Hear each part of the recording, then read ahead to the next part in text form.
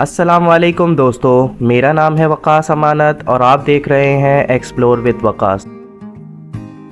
दोस्तों 1955 के अंदर दुनिया की दो बड़ी super powers United state of America और सोवियत यूनियन के दरमियान स्पेस रेस का आगाज हो चुका था। ये दोनों पावर्स दुनिया को ये दिखाना चाहती थी कि जमीन के साथ साथ हम खला में भी डोमिनेट कर सकते हैं। इस मकसद के लिए ये दोनों मुल्क बैलिस्टिक मिसाइल बनाने के अंदर लगे हुए थे, जिन्हें स्पेस के अंदर किसी भी ऑब्जेक्ट को भेजने के लिए इस्तेमाल किया जाना था।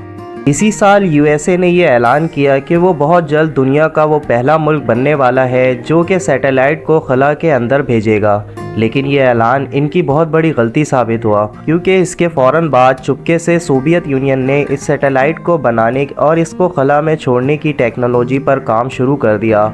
और अमेरिका के इस ऐलान के सिर्फ 2 साल के बाद यानी 4 अक्टूबर 1957 को अपना पहला सैटेलाइट सोवियत यूनियन ने स्पेस के अंदर भेजकर दुनिया को हैरान कर दिया, जिसका नाम था स्पुतनिक। और ये सब अचानक देखकर अमेरिका बेचारे की कुछ ऐसी हालत हो गई। लेकिन इन्होंने जल्द से जल्द 6 सितंबर 1957 को अपना रॉकेट और सैटेलाइट तैयार करके लॉन्च पैड पर अभी रखा ही था कि इसे खला के अंदर भेजने के लिए स्टार्ट कर सके कि ये रॉकेट ब्लास्ट से अचानक फट गया और दुनिया भर के अंदर अमेरिका का मजाक बन गया। लोग इसे बैलिस्टिक फेल और फ्लॉप लिंक रॉकेट के नाम से बुलाने लगे। इतना ज़्यादा सरमाया और सालों की मेहनत के बाद नाकामी और बदनामी को बर्दाश्त करना आसान नहीं होता।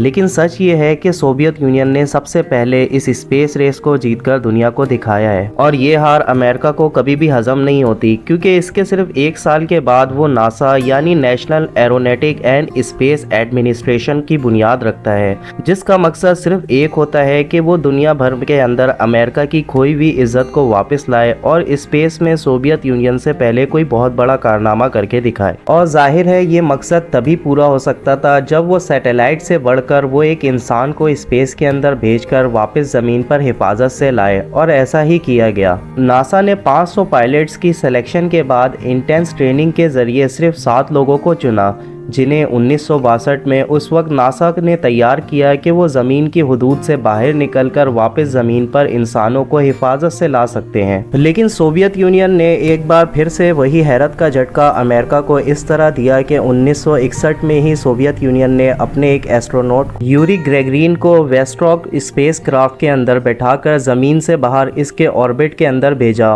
और ये सेफली ज़मीन का चक्कर लगाकर वापस भी आ गया, जिसके बाद अमेरिका बेचारे की कुछ ये हालत हो गई। हम कोई मंदिर का घंटा है कि कोई भी आके बजा जाता है। यानी सोवियत यूनियन हर बार ना सिर्फ एक कदम स्पेस रेस के अंदर अमेरिका से आगे रहा, बल्कि ये सब टेक्नोलॉजी और अपने स्पेस के प्लान्स हमेशा खुफिया रखता और अचानक दुनिया को ऐसा कारनामा करके दिखाता जिसके बारे में दुनिया अभी सोच ही रही होती थी। इसके सिर्फ 1 महीने के बाद अमेरिका के मुताबिक उन्होंने एलन शेपर्ड नाम के एक एस्ट्रोनॉट को जमीन के ऑर्बिट के अंदर भेजा और वो 15 मिनट वहां सेफली से गुजारकर जमीन के अंदर सेफली आ गया।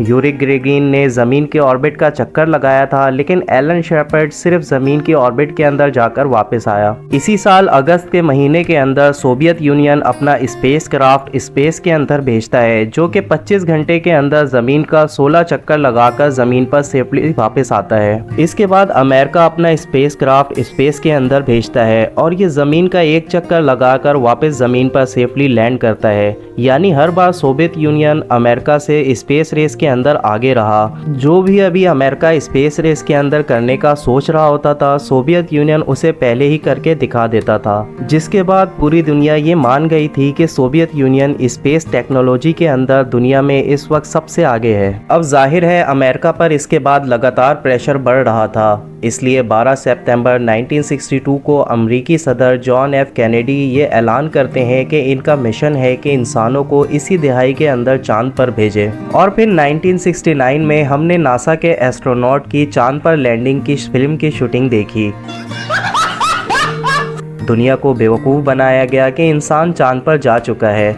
इस खिलौने पर बैठकर इंसान ने चांद का सफ़र किया और वापस भी आ गया, लेकिन आज 2023 तक दोबारा नहीं जा सका। जबकि दूसरी तरफ जैसा कि आप जानते हैं कि सोवियत यूनियन अपने स्पेस प्रोग्राम को खुफिया रखता था, इस टाइम के दौरान इसने कई और कारनामे भी किए, लेकिन इन कारनामों को हासिल करना इतना आसान नहीं था। न जाने इन तजुर्बात के दौरान कितने लोगों ने अपनी जान की बाजी हारी, कितने जानी नुकसान उठाना पड़ा, ये दुनिया के लिए हमेशा एक राज ही रहा। क्योंकि सोवियत यूनियन जब कोई ऐलान करता तभी दुनिया को पता चलता कि इन्होंने कोई अचीवमेंट की है, क्योंकि हादसात को सोवियत यूनियन हमेशा छुपाता रहा। 1961 में जब सोवियत यूनियन ने यूरी ग्रेगरिन को ज़मीन के बाहर खला के अंदर कामयाबी से भेजा, तो इससे पहले कई और लोगों को तजुर्बात के तौर पर स्पेस पर भेजकर मुख्तलिफ टेस्ट किए गए ताकि इस लैंडिंग को परफेक्ट बनाया जा सके। इंसानों के साथ साथ कई जानवरों को भी खला के अंदर तजुर्बात के लिए भेजा गया, लेकिन सोवियत यूनियन ने इसका डाटा कभी दुनिया से शेयर नहीं किया। और इस बात का पता इस वक्त दुनिया को चला जब 1961 में एक ऐसा हैरत अंगेज वाकया दुनिया के सामने आया जिसने दुनिया को हिला कर रख दिया।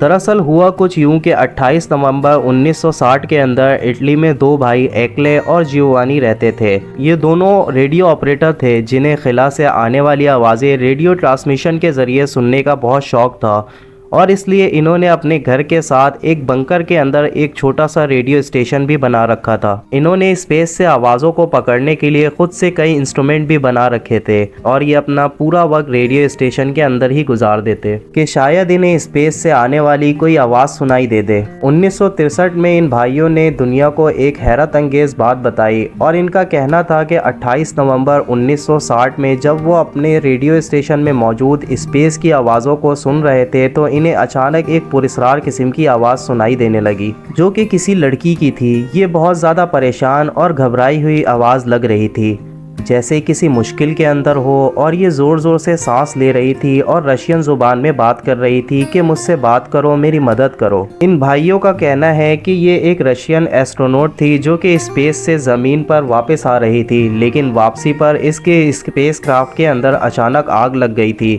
ये कह रही थी कि यहाँ पर बहुत गर्मी है, यहाँ पर सब कुछ जल रहा है, मुझे मदद की ज़रूरत है, मुझे बताओ मैं क्या करूँ। वो मुसलसल रो रही थी। ज़मीन पर या दुनिया के किसी भी कोने के अंदर या समंदर पर भी आपको कहीं ना कहीं ये उम्मीद ज़रूर होती है कि कोई शख्स आपको मुश्किल के अंदर देखकर हो सकता है आपकी मदद कर दे, लेकिन स्पेस पर जहाँ हर तरफ अंधेरा और चारों तरफ बस खामोशी है, आपकी आवाज़ को चारों तरफ कोई सुनने वाला नहीं है, कोई मदद करने वाला नहीं है, और आप अपनी आंखों से देख रहे हैं कि आपके स्पेस क्राफ्ट के अंदर भी आग लग चुकी है और कुछ ही लम्हों के बाद मौत होने वाली है। इस मंज़र को तस्वुर करना भी अपने आप के अंदर इंतहाई खौफनाक है।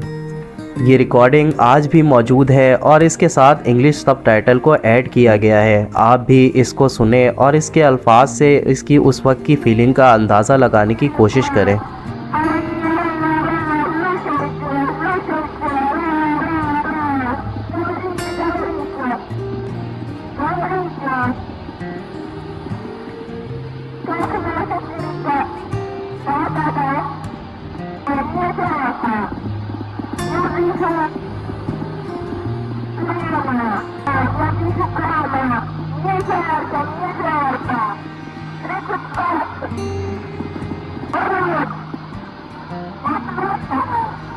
इन भाइयों का दावा है कि ये कोई रशियन एस्ट्रोनॉट थी जिसे खला के अंदर भेजा गया था, लेकिन वापसी पर इसके स्पेस क्राफ्ट के अंदर अचानक आग लगने की वजह से इसकी मौत हो गई।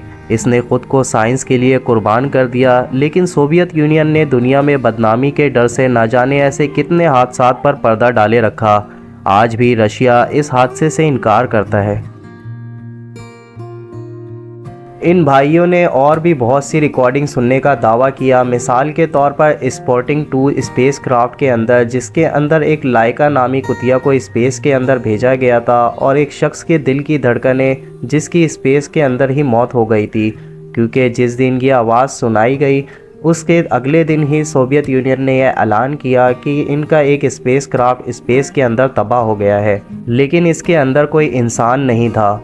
लेकिन दुनिया भर के अंदर इस लड़की को लेकर एक बहस चल निकली जो कि आज तक जारी है कि यह लड़की आखिर कौन थी जिसकी कुर्बानी का दुनिया को पता तक नहीं। क्या रशिया ने वाकई इन एस्ट्रोनॉट को दुनिया से छुपाया, या फिर इन भाइयों ने मशहूर होने के लिए ये पब्लिसिटी स्टैंड किया। क्योंकि अमेरिका के पास तो उस टाइम के अंदर इनसे ज़्यादा एडवांस टूल मौजूद थे, लेकिन उन्होंने उस टाइम के अंदर ऐसी किसी आवाज़ सुनने का दावा नहीं किया। आपको क्या लगता है, मुझे कमेंट सेक्शन में ज़रूर बताइएगा।